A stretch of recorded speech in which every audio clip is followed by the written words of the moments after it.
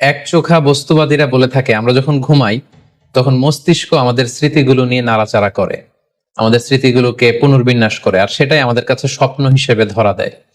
অর্থাৎ তারা বলতে চায় যে স্বপ্ন হচ্ছে ঘুমের ঘোরে আমাদের দৈনন্দিন জীবনে ঘটে যাওয়া আমাদের চিন্তা বা ভাবনার প্রতিচ্ছবি। কিন্তু ইসলামের দৃষ্টিতে স্বপ্ন শুধু আমাদের চিন্তা ভাবনার প্রতিচ্ছবি নয়, এটা হতে পারে আল্লাহ তাআলার পক্ষ থেকে সুসংবাদ, হতে পারে গ্ল্যাড টাইডিংস কিংবা সতর্কবাণী। তাই এই স্বপ্নের ব্যাপারে আমাদেরকে খুব ভালো ধারণা রাখা উচিত। Could you imagine that? কি করে একজন বিশ্বাসী স্বপ্ন নবুয়তের 46 ভাগের 1 ভাগ হতে পারে? তার মানে মুমিনের স্বপ্ন, একজন বিশ্বাসীর স্বপ্নকে আল্লাহ তাআলা অনেক বেশি গুরুত্ব দিয়েছেন। এটা শুধু স্বপ্ন নয়, এটা হতে পারে আল্লাহ তাআলার পক্ষ থেকে একটা গাইডেন্স, হতে পারে কোনো গ্ল্যাড টাইডিংস, সুসংবাদ, হতে পারে কোনো সতর্কতা বাণী। এজন্য এই স্বপ্নকে, বিশ্বাসীদের স্বপ্নকে আল্লাহ রাসূল সাল্লাল্লাহু আলাইহি ওয়াসাল্লাম নবুয়তের 46 ভাগের 1 ভাগ বলে উল্লেখ করেছেন। আমরা জানি যে আল্লাহ রাসূল সাল্লাল্লাহু আলাইহি সাল্লাম তিনি নবী হয়েছিলেন কত বছর বয়সে? জি, 40 বছর বয়সে। এবং তিনি পৃথিবী থেকে ইন্তেকাল করেছিলেন 63 বছর বয়সে। অর্থাৎ ওনার নবুয়তির পুরো ডিউরেশনটা ছিল 23 বছর।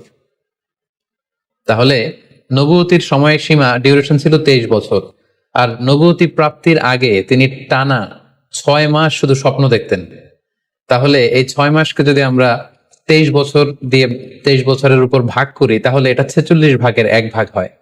এবং সে কারণে আল্লাহ রাসূল সাল্লাল্লাহু আলাইহি সাল্লাম সত্য স্বপ্নকে নবুয়তির 46 ভাগের 1 ভাগ বলে ঘোষণা করেছেন। খুব সোজা সাপটা যদি বলতে হয়, তাহলে বলতে হবে যে স্বপ্ন হচ্ছে 3 প্রকার।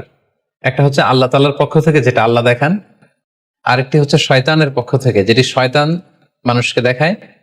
আরেকটি হচ্ছে নিজের পক্ষ থেকে, অর্থাৎ সারাদিন আপনি যেটা নিয়ে কনসার্ন, সারাদিন আপনি আপনার চিন্তা ভাবনার মধ্যে যেই জিনিসটাকে স্থান দেন, সেটাই আপনি রাত্রিবেলা দেখেন। অর্থাৎ দিনের বেলা হয়তো কেউ খেলাধুলা নিয়ে খুব ব্যস্ত, সে খুব ফুটবল পছন্দ করে, সারাদিন ফুটবল খেলে। দেখা যাবে যে রাতের বেলাও সে স্বপ্নে দেখছে যে সে ফুটবল খেলছে, অথবা স্টেডিয়ামে যে সে ফুটবল খেলা দেখছে। দিনের বেলা হয়তো সে বাজারে যে ব্যবসা বাণিজ্য করে, রাতে হয়তো দেখা যাচ্ছে সে যে জিনিসপত্র কিনছে, দরদাম করছে, সেটা তার পক্ষ থেকে। তাহলে বেসিকলি স্বপ্ন হচ্ছে 3 ধরনের: একটা আল্লাহর পক্ষ থেকে, একটা শয়তানের পক্ষ থেকে, আরেকটা হচ্ছে নিজের পক্ষ থেকে, যেটা আমরা সহিহ মুসলিমের একটি বর্ণনা থেকে জানতে পারি, যেখানে আল্লাহ রাসূল সাল্লাল্লাহু আলাইহি ওয়াসাল্লাম ইরশাদ করছেন, আর রুইয়া সালাসা, স্বপ্ন হচ্ছে 3 ধরনের। ফারুইয়া আস-সালিহা বুশরা মিনাল্লাহ, যেটা ভালো স্বপ্ন সেটা হয় আল্লাহর পক্ষ থেকে। ওয়া রুইয়া তাহজিনুন মিনাশ শাইতান, আরেকটা স্বপ্ন থাকে যেটা শয়তানের পক্ষ থেকে, সেটা ভয় দেখানো হয়। ভয়ঙ্কর যদি কোনো দুঃস্বপ্ন দেখে থাকেন, তাহলে এটা আল্লাহর পক্ষ থেকে নয়, এই স্বপ্নটা শয়তানের পক্ষ থেকে।